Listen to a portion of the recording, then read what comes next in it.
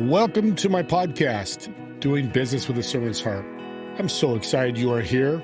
You will hear some incredible stories about how people are serving around the world, how they overcame a struggle, how they serve. These shows will give you an edge in business and your personal life. I believe serving over sales will help you grow in so many ways. And now, about our incredible sponsor, Info. Info is a web app that puts your business on people's cell phones when you meet people online or in person. They can engage with your business or send out referrals with a button click, 24 hours a day, 7 days a week. The power of business is connecting with more people. Remember, your network is your net worth. Info will do this for you. I would love to help spread the word about these shows, so please subscribe to this podcast and find us on all your podcast platforms.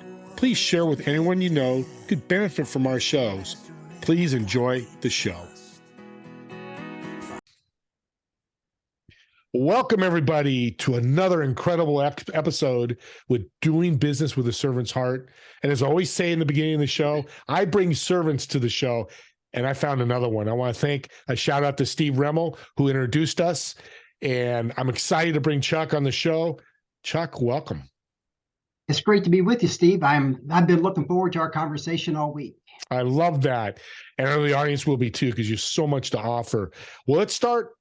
What got you started and what you're doing? Why are you doing it? What's the passion? The passion and the real mission of the organization is, so growing up in a family-owned business, been involved in multiple businesses along my way of my career, and been in and out. So we bought businesses and built them and sold them. But where I'm at today is my company's WhiteWater Consulting, and at the end of the day, we serve and support our clients, which are small and mid-sized business owners across the U.S. And the thing that the mission behind it is literally that is it's a ministry that the way I view the work we do. And it is something that is all about focusing on the client and serving and supporting and meeting their needs from the people side of their organization. I don't hear ministry word tied to business very often, and I love hearing it. It is something that's really where my heart and my passion is. Everything that we do, it is about serving and trying to help others, and not, the fun thing is, I tell my wife all the time, I get to do what I love at this point in my life, and they actually pay me to do it. Amen. Isn't that great? It's amazing. Value. Yeah. Abundance is good. We could give back. Let's talk about serving. I like to ask this question. What's serving to you? What does that look like to you in your business? That's a great question, Steve. I think serving is really, starts off with the way that we approach the clients that we have. It's approaching them with not having any type of parameters, or we don't have any special offers that we're trying to sell them. We're literally going in, just trying to have a conversation, just like you and I are having on this podcast, where we are just trying to understand what's going on with the business and what their challenges or what their needs may be.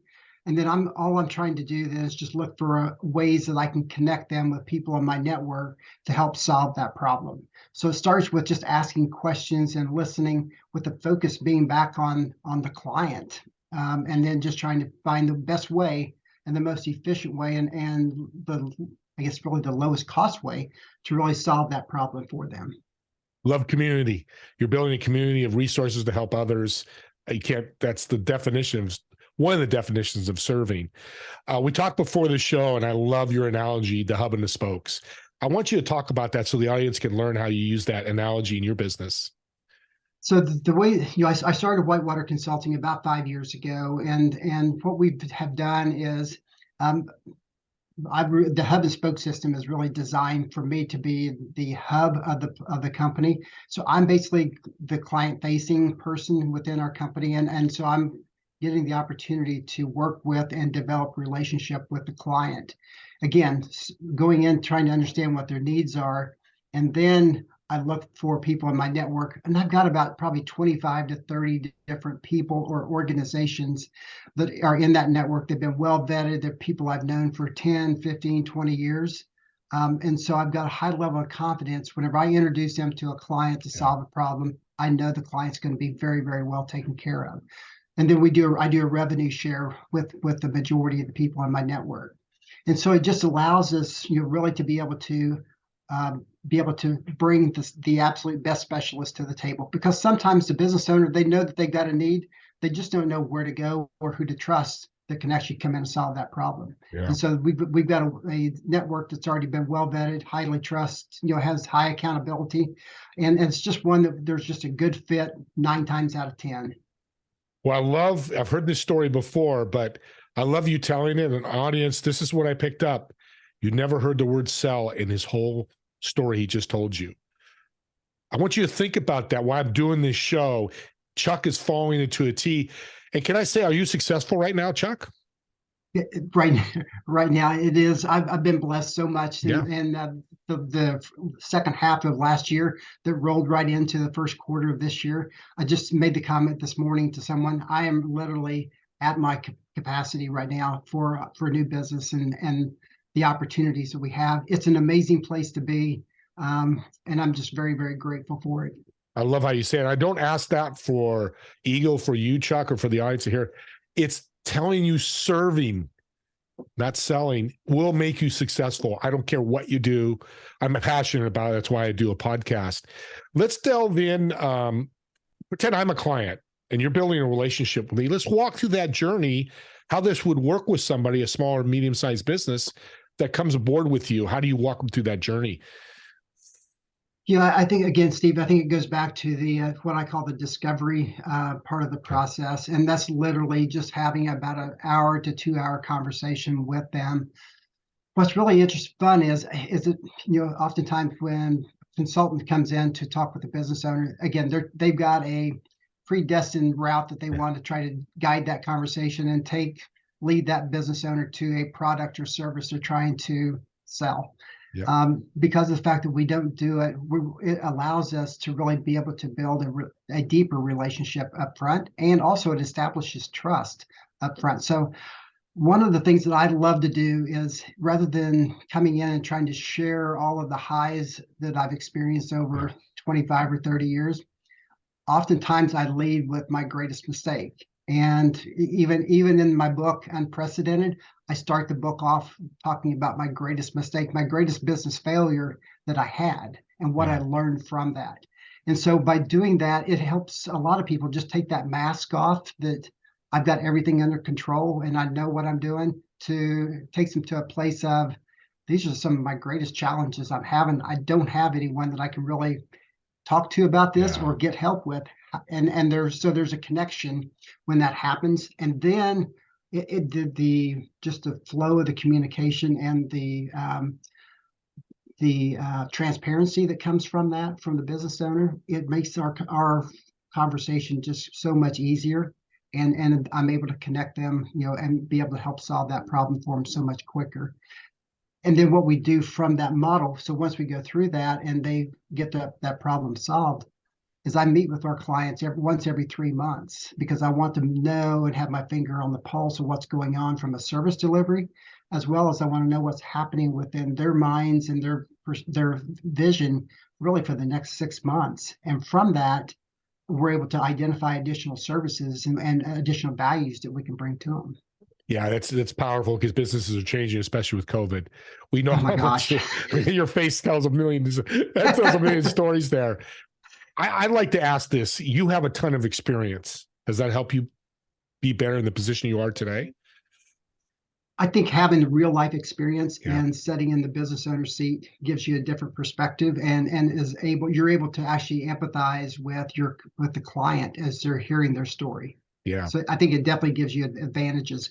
I don't know whether I shared this with you earlier or not, but the backstory to WhiteWater Consulting came from a trip the 4 of us did to Canada, where we were navigating the lakes and the river system for 3 weeks. We didn't see anyone that entire trip, but the reason that I bring that story up is, as we were going through about halfway through the trip, we thought we were coming up to a dual set of rapids.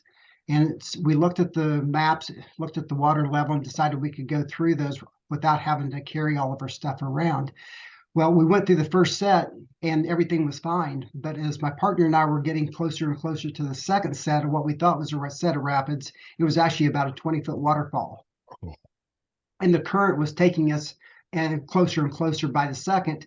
And as again, I can close my eyes right now and I can hear the voice from the gentleman in the back canoe giving us very, very specific instructions on what each of us needed to do. And within about 60 seconds, we were out of the current and over to safety. Wow. And so when I think about that, having real life experience it's invaluable when it comes to trying to help others navigate their world. But not only having that real life experience, but also being able to communicate in a way that is clear, is concise, and you're able to help them, very quickly understand what needs to be done to get out of danger. And so that's what I wanted to do for my clients. I've had the experience of some victories along the way. I've also experienced defeats along the way. And so I want to help them navigate that world of not just being an employer, but just helping them navigate their business and helping them achieve greater heights and, in a lot of cases, financial success. On the personal side, it really focuses more over on the significance or creating a legacy as much as it does to the financial gains. The big superpower. You need to be in Marvel. WhiteWater Consulting and Cape. Let's do a quick shout out. How can, if somebody, this resonates with somebody, I'm sure it's gonna, how can they get a hold of you, Chuck? So the best way, I'm all over social media. LinkedIn is a great way to connect with me on LinkedIn. So you can find me personally, Chuck Cooper, and our company. We have a company page, WhiteWater Consulting. Also, my personal email is chuck@whitewaterconsulting.net, and there you can reach me. It has as soon as I respond back to your email, you'll have my websites and also a link to be able to schedule a call if you'd like to have a conversation. That's awesome. And they'll be in the show notes. So if you don't get this, just go to the show notes. I'm excited to do this. I want to jump. I love talking to authors. I'm someday going to be one myself. Let's jump into your book. Let's talk about it. So the book is titled Unprecedented. It was written after COVID. And the subtitle of the book is really where the heart of the book really describes, and that is it's helping entrepreneurs and small business owners build a multi-generational business. And multi-generational is really focused on the workforce. The fact that we have so many generations in the workforce today, with all of our differences, if we'll just focus on the things we have in common, we can do so much more. So it's all about building a multi-generational business on trust, respect, and the valuing of people. That's awesome. It was about a 16-month process from the time we started until the time the book was published. Let's show the book. You still have it by you? I know you pulled it up. I do. Love that cover. And that symbol you have on there, what's that represent? So it looks like a couple things. One is I've had people tell me that it looks like it's the wheel on a boat to be able to drive or guide the boat. But it's really designed to be, again, it's designed for there to be 4 people that are basically sitting in a circle, locked arms, and you have multiple generations sitting in those seats. Everybody's working together for a common purpose.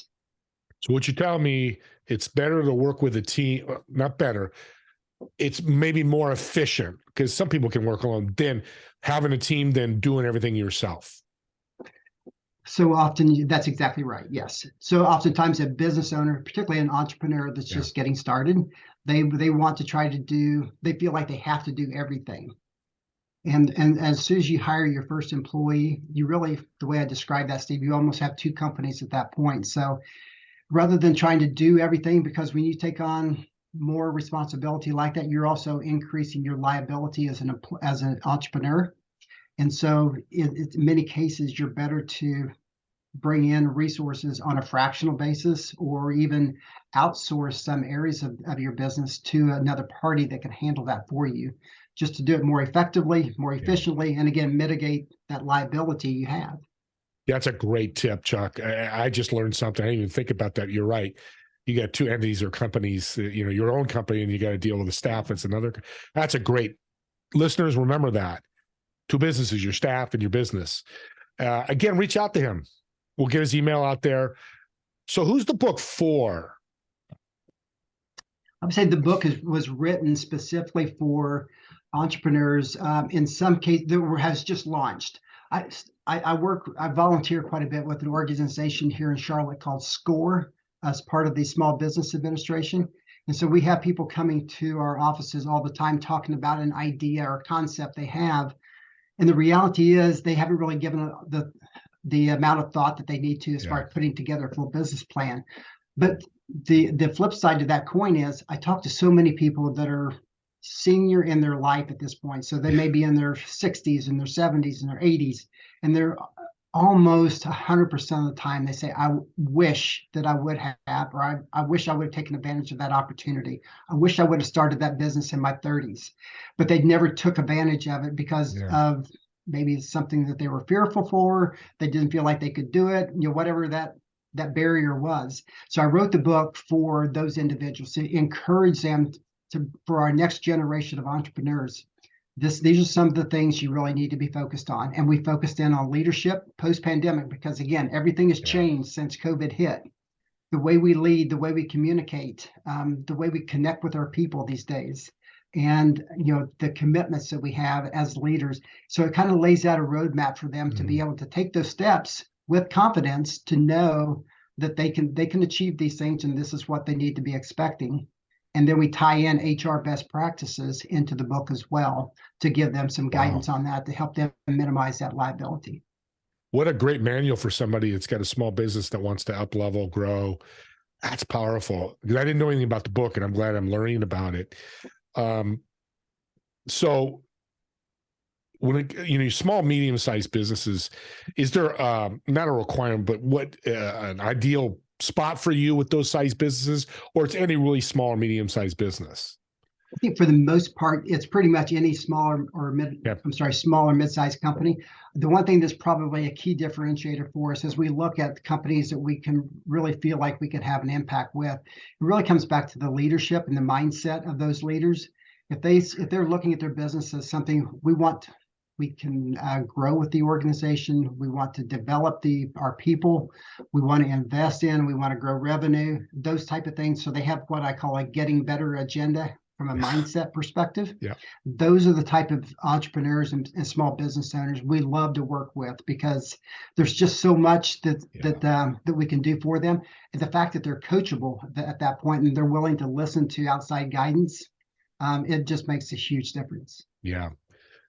So you've got a potential prospect that comes and it's not a fit, and that happens with every business.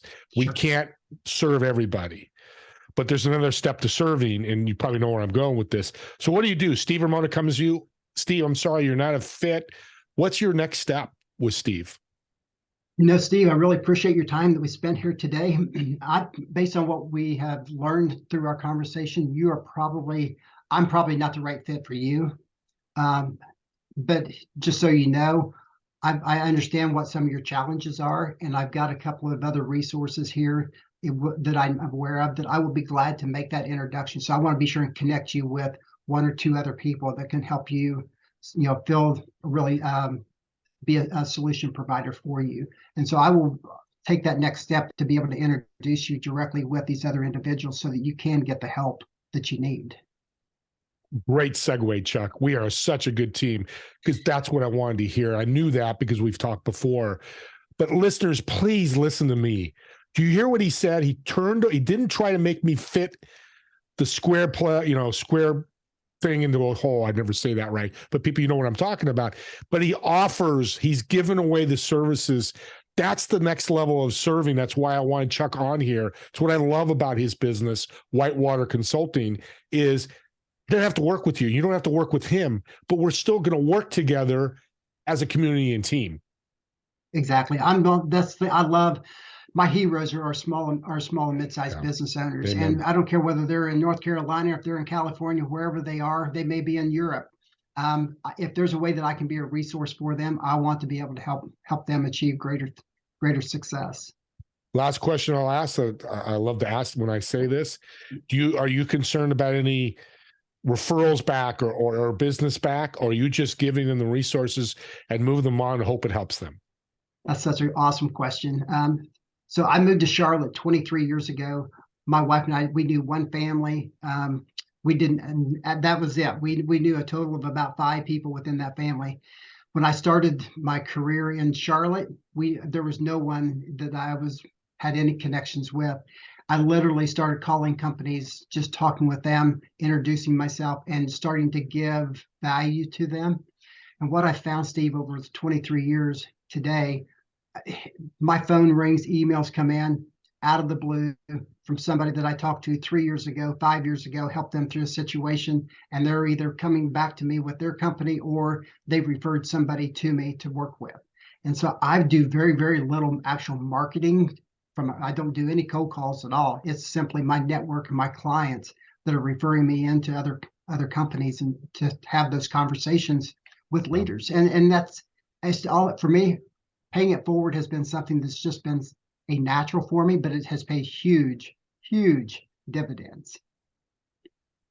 You put a smile on my face. God bless you, Chuck. I knew you were going to go there. And unfortunately, in this world, it's not happening as much as it should. My goal with the podcast, and thank you for being part of that, is getting that out there, because you will still be successful. You will still make money. You'll still have abundance when you give. And I'm going to go on a quick rant here. When you serve for a month and nothing happens, I believe in, my thing is God, and whoever you believe in is going to bring it back to you. But do you see the smile on Chuck's face when he told that story, and he's smiling now? That's what happens to me. And I think that's a huge start. If you're building a business or have a growth business and want to grow more, smile more by serving more, your business would be fantastic. And I'm going to say, that's a great line I got to write down. Oh, Chuck, I love it. I do too. I'm going to, sometimes you just get something like that. I love having you on, Chuck. I'm going to have you back. I want to talk more about this in a couple months, but I want to thank you for being on and taking your time today. It means so much to me. I know it's going to mean a lot to the audience. What I want to leave, if you could just leave a tip, what's something you learned that's helped you get to the journey where you're today, and successful, that could help my audience in their futures? If I had one tip, it goes back to whenever I was at my lowest point, from a business perspective. As a business owner, when I was on the verge of losing the business that I had, the one tip that I would take away and share with everyone: being an entrepreneur is not a journey that's meant to be taken alone.